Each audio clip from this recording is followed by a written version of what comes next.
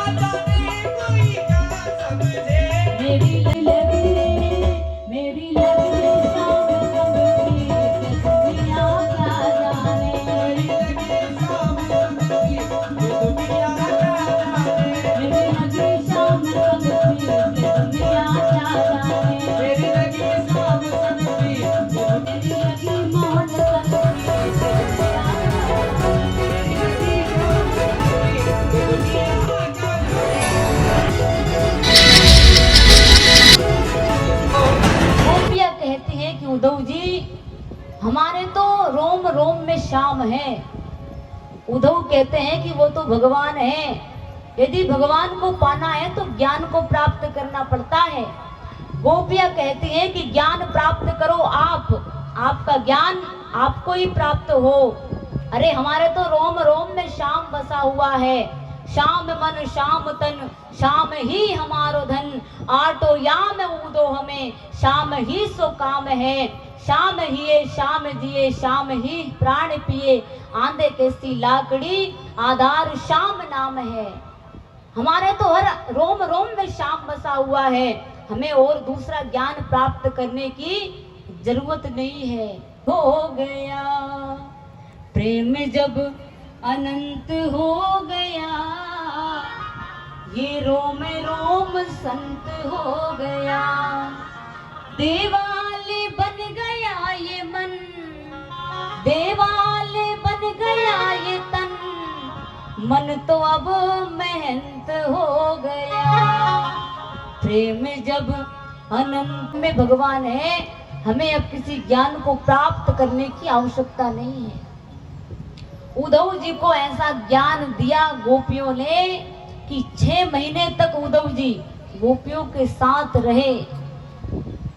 सुखदेव जी कहते हैं कि ज्ञान बजाई डुगडुगी, प्रेम बजायो ढोल, उद्धव सूदो हो गयो सुन गोपियन के बोल। उद्धव जी फिर से भगवान के पास आते हैं, आकर कहते हैं कि कान्हा, अरे प्रभु आपकी तो लीला अपरंपार है। अरे मैं ज्ञान देने गया था गोपियों को, गोपियों ने तो स्वयं मुझे ज्ञान दे दिया। भगवान श्री कृष्ण कहते हैं कि उद्धव, ये गोपियां कोई साधारण नहीं है। ये गोपियां, जब मेरा राम अवतार हुआ था तो समस्त गोपियां बड़े बड़े ऋषि मुनि थे। उन समस्त ऋषि मुनियों ने मुझे देखा तो मुझ पर मोहित हो गए थे कि हम भी कुछ दिन भगवान के साथ रहते, लेकिन उस समय तो मुझे काम था। तो मैंने समस्त साधु संतों से कहा था, इस समय में आपके साथ नहीं रह सकता, लेकिन जब मेरा द्वापर में अवतार होगा तब मैं तुम्हारे साथ रहूंगा। इसीलिए उद्धव मैं 11 वर्ष तक गोपियों के साथ रहा। ये गोपियां कोई साधारण नहीं है। इस प्रकार भगवान ने उद्धव जी का अहंकार दूर करवाया। उनको बड़ा अहंकार था कि मैं ही परम ज्ञानी हूँ, मैं ही बहुत बड़ा ज्ञानी हूँ। भगवान ने में चली जाती है, अपने मायके में गई तो जाकर अपने पिताजी से कहा, उनके पिताजी का नाम है जरासंध। जाकर कहा कि पिताजी, हमारे पति को हमारे भानेज श्री कृष्ण ने मार दिया है। अब तो जरासंध भगवान से बैर करने लगता है। जब जरासंध भगवान से बैर करने लगता है तो भगवान से युद्ध करने के लिए आया। युद्ध करने आया तो सेना कितनी लाया? 23 अक्षौणी सेना। सुखदेव जी कहते हैं कि राजन, जिस समय महाभारत का युद्ध हुआ था तो महाभारत के युद्ध में केवल 18 अक्षौणी सेना थी, लेकिन जरासंध भगवान से युद्ध करने आया तो 23 अक्षौणी सेना लेकर आया। भगवान ने देखा कि जरासंध युद्ध करने आया है तो भगवान भी आकाश में देखते हैं। आकाश में देखते ही सुंदर से अस्त्र शस्त्र आ जाते हैं और भगवान श्री कृष्ण बलराम अब जरासंध से युद्ध करने जाते हैं। जब जरासंध से युद्ध कर संहार कर दिया, लेकिन जरासंध को छोड़ दिया। क्यों छोड़ दिया? क्योंकि फिर सेना लेकर आएगा और मेरा तो अवतार ही इसलिए हुआ है कि मैं ये धरती का बोझ हल्का कर दूं। जरासंध को छोड़ दिया। जरासंध फिर गया, फिर उतनी सेना लेकर आया। इस प्रकार जरासंध 17 बार युद्ध करने आया और 17 बार भगवान ने उससे युद्ध किया, उसको छोड़ दिया, उसकी सेना का संहार कर दिया। अब एक दिन नारद जी ने कहा, एक कालिया वन था, उस कालिया वन से कहा कि कालिया यवन, पता है, अरे धरती पर भगवान आए हैं, उनसे कोई जीत नहीं सकता। उस कालिया वन को अहंकार था। कालिया वन ने कहा कि क्यों नहीं जीत सकता, मैं जीतूंगा उनसे। कालिया वन ने सेनाओं को सजाया और कालिया वन जब भगवान से युद्ध करने आया तो भगवान ने कहा कि पहले मेरे पीछे पीछे आ, पहले मुझे पकड़ के दिखा, फिर मैं तुझसे युद्ध करूंगा। भगवान आगे आगे, कालिया वन पीछे पीछे। भगवान आगे आगे चलते गए, जाकर एक छोटी सी गुफा में छिप गए। वहां पर सूर्य वंश हुए थे। जैसे कालिया वन अंदर गया तो भगवान ने पीताम्बर उन राजा के ऊपर डाल दिया था। कालिया वन ने कहा, अरे वाह, तू यहाँ सो रहा है। जैसे ही पीताम्बर उठाया, जोर से लात मारी तो उस राजा की नींद टूट जाती है। उसको देवराज इंद्र ने कहा था कि जो भी तुमको नींद से उठाएगा, तुम्हारी जो आंखों की ज्वाला है उससे जलकर भस्म हो जाएगा। ऐसे ही वो जागे राजा तो देखा तो कालिया वन उनकी आंखों की ज्वाला से जलकर भस्म हो गए। भगवान बाहर आए। भगवान ने राजा मुचकुंद को आशीर्वाद दिया और आशीर्वाद देकर भगवान फिर से जाते हैं।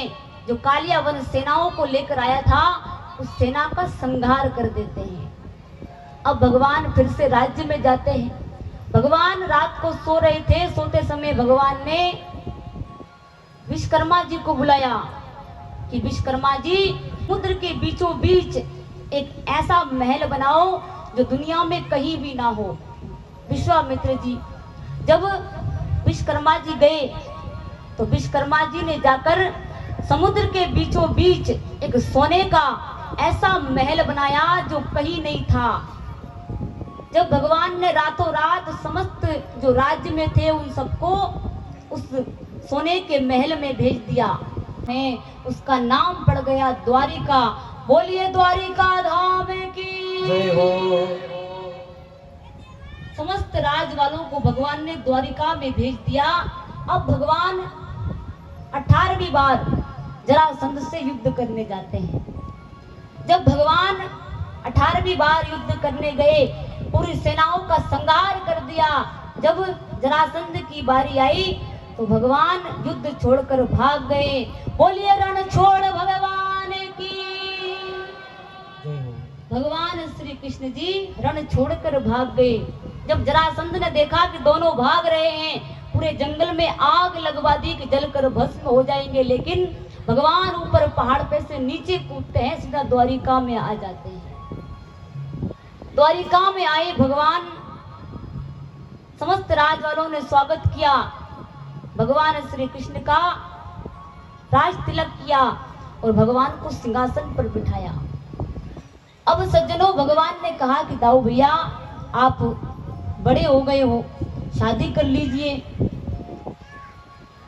इतनी भगवान कह ही रहे थे, इतने में रेवत अपनी बेटी रेवती को लेकर आते हैं और आकर कहते हैं कि बलराम जी, आप मेरी बेटी से विवाह कर लीजिए।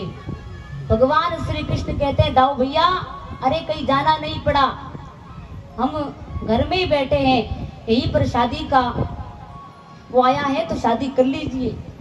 बलराम जी का विवाह हुआ, लेकिन जो रेवती जी थी वो बलराम जी से ऊंची थी, बहुत ऊंची थी। भगवान श्री कृष्ण कहते हैं कि दाऊ भैया, जोड़ी तो बड़ी प्यारी लग रही है, अरे भाभी तो आप पर अभी से भारी पड़ रही है, बाद में क्या होगा।